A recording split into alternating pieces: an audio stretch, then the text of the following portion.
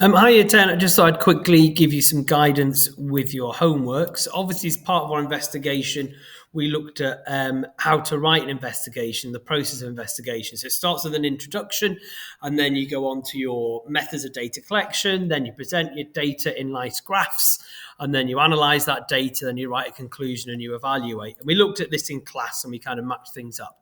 So your homework is to write the introduction section. So in that section, you need to include your overall key question, giving you plus one extra.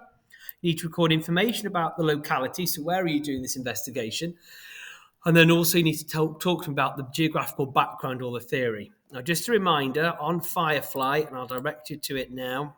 On Firefly, in year 10 geography, and then in fieldwork, and then River Study North Wales, you can see the PowerPoint from the lesson, and it gives you the aim, the key question, and then the three hypotheses. It also gives you a little bit of information about where this place is. It's the Avon Aber, and it gives you some guidance on how you can start writing up your investigation.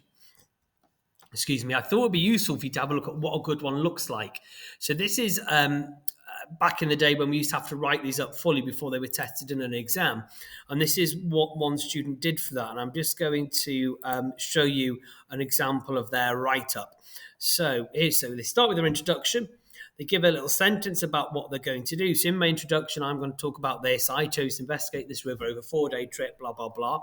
They then go into a location, and they don't just give us a map. They show us where their location is within the UK, and then they zoom in, and then they give a much more zoomed in map again. So think about when you're doing your maps, the variety of scales you want from kind of big, and then they also give some information about the location. So they give a written description about where this is. So for our Avon Aber, you'd be saying it's in Snowdonia National Park, it's next to the town of Abergwyn-Gregin, etc., etc., etc.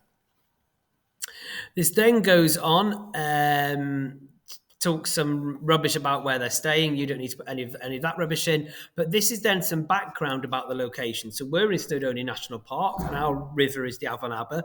So maybe you might want to put some information about the land use around the river, about Snowdonia National Park visitor numbers, maybe how that might affect the river, the length of the river, some of the tributaries to the river, etc., etc. Something about the drainage basin.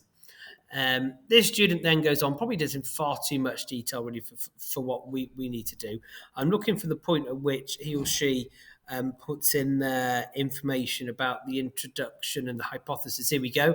So you don't need to do an introduction that long, but it gives you an idea of the sorts of things you should be included, especially around the location. Then this person goes straight to it. This is the aim of the investigation. This is the objective. This is hypothesis 1. This is hypothesis 2. This is hypothesis 3. Now, again, we've got an aim and a key question and then 3 hypotheses. I want you to include a 4th hypothesis, one of your own. And under each hypothesis, you should be putting some geographical background. So why, for example, in this case, will the width of the river increase as you go from source to mouth? Why will the depth of the river increase? Blah, blah, blah. So this is just, I wanted to show you how yours will kind of look. And obviously, we're not doing methodology yet. So this gives you a flavour as the sorts of things yours can look like. Now, I'm not expecting this to be perfect. First time I've asked, I'm expecting this to be a first draft. And then what we'll do in lesson is we'll look at examples of really good pieces of work that people have done. And we can then share ideas until we kind of come up with a perfect example of what one should look like. Hope that helps.